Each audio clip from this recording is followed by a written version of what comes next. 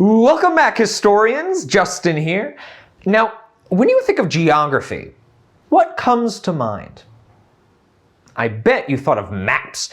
Most people do when they hear the word geography, and why not? There are all kinds. The most common are political maps, which show different countries, and physical maps, which detail the Earth's features. Other maps include those which show population density, which is how many people are in a given place or area, or other specialty maps like this one, which indicates where the world's largest cities are located. Now, these are cool, but geography is a lot more than just maps. Geography is the study of the Earth and its features. But it's also the study of how humans interact with their surroundings, which means that geography has been a key factor in the development of all civilizations. In fact, you might say it's been the foundation.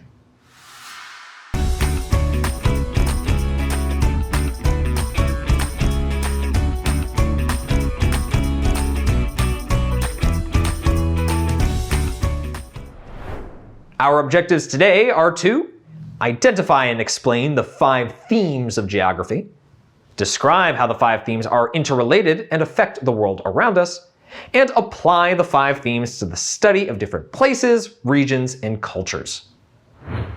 Ready to tie history and geography together? Let's go, historians!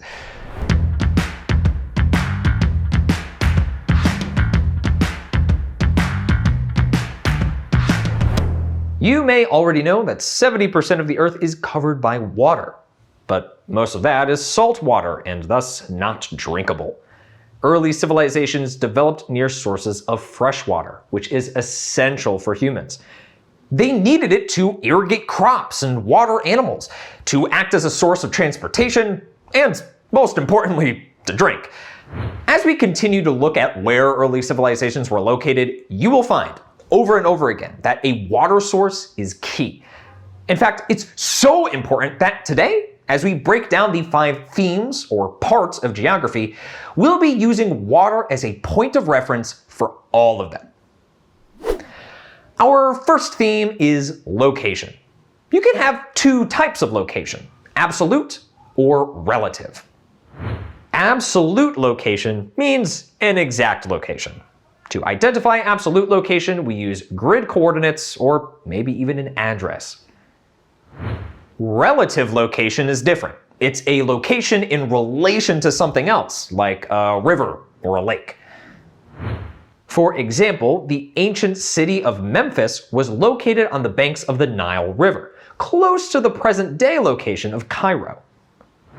The second theme is movement or migration. It focuses on the movement of people, goods, or ideas from one place to another. Finding water was often a reason for migration because a reliable water source translates to a reliable food source. But it also often served as a means of transportation, as people might use a boat to travel. Third, we have place, or what makes a location unique. Those can be either human features, which are man-made, or physical features, which are natural. Of course, some natural features that provide uniqueness to places are bodies of water. The Middle East and its access to multiple rivers, seas, and oceans is a prime example. The fourth theme of geography is region, which is a group of places that share common boundaries, features, or traits. Regions are often determined by a relative location close to a body of water, like the Mediterranean Sea, which bordered many ancient civilizations that we'll soon study. And our final theme of geography is human-environment interaction. This theme basically centers on 2 questions. How do humans adapt or become adjusted to their environment? And how do humans modify or change their environment? One interaction that you will notice repeatedly as we investigate the earliest civilizations is how they manipulated water. In particular, pay attention to how they modified the land and used technology to provide a source of water for their food crops.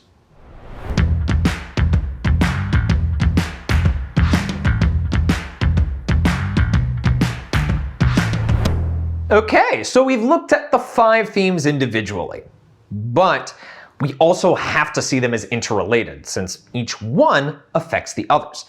For example, the location of a civilization can greatly affect its culture based on movement to and from the area. To prove that location and movement are related, watch out for similarities in the political structures of the first civilizations we'll be studying. You will quickly see a common trend that indicates the migration of the ideas of government. In fact, take a moment to predict what you think early governments might be like. Do you think most will be a democracy where everyone has an equal vote? An oligarchy where a small group is in charge? Or an authoritarian government where one ruler, like a king, runs things?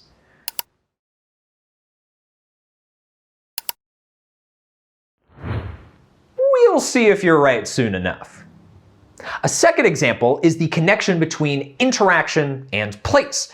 As people adapted to their environment, they used the resources around them to create shelters, like Mesa Verde in Colorado. In Western Asia, the landscape is dry and often desert, so trees are pretty scarce in that area. So when settlers created shelters, they used water from the nearby rivers to make mud bricks for their homes and other buildings. The homes they constructed made Mesopotamia a unique place based on the structures that were built there. Also, be sure to think about the migration of goods, ideas, and technology from one location to another, and the effects that they had on new cultures. Remember cultural diffusion?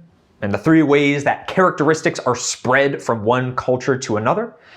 Trade, transportation, and war. Well, the result of those ideas and technologies being spread around was that new regions evolved over time. For example, look at this map of the Persian Empire. The Persians conquered land and promoted trade across 3 continents. Now look at this map of Alexander the Great's territory, which came later. Much of the same land, but grouped as a different region because of the ruler and the culture instilled. While the 5 themes are obviously different, they are also dependent on and affect one another.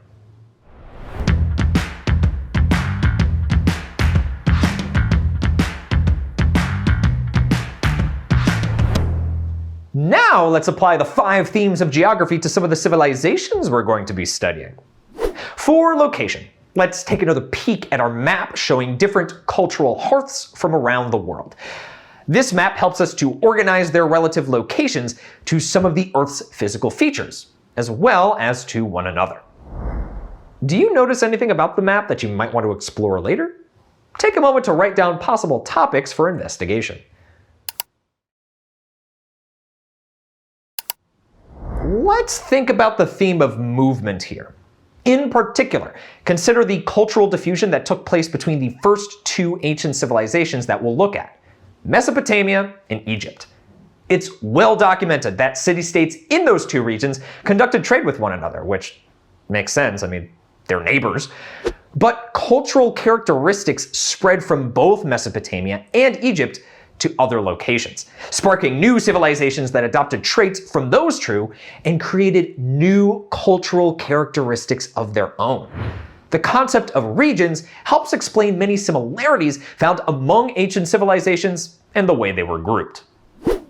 For example, the Olmec are considered the mother culture for the Americas, but later civilizations in the region, such as the Aztecs, borrowed and improved upon several Olmec advancements.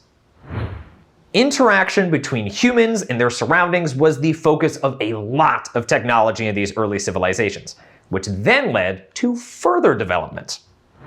For instance, irrigation methods were created to help with food production, but other developments later helped with planting, cultivating, and harvesting crops, like this Egyptian calendar and the plow. And place, the uniqueness of a location?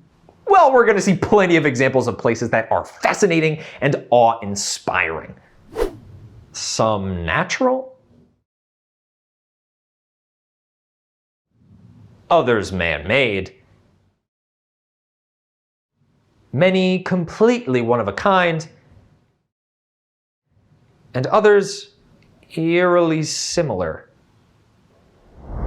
Do you have a favorite that you'd like to learn more about? You might just get your chance.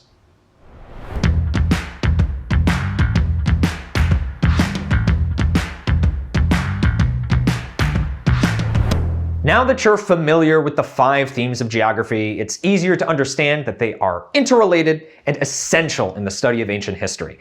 As we move forward in this course, think about how these apply to each civilization that we encounter. Your knowledge of geography will be a valuable tool to help you understand how it influenced history. Speaking of tools, I might have just given away a big clue about our next lesson. So let's try this. Can you name at least one tool that historians use to study history?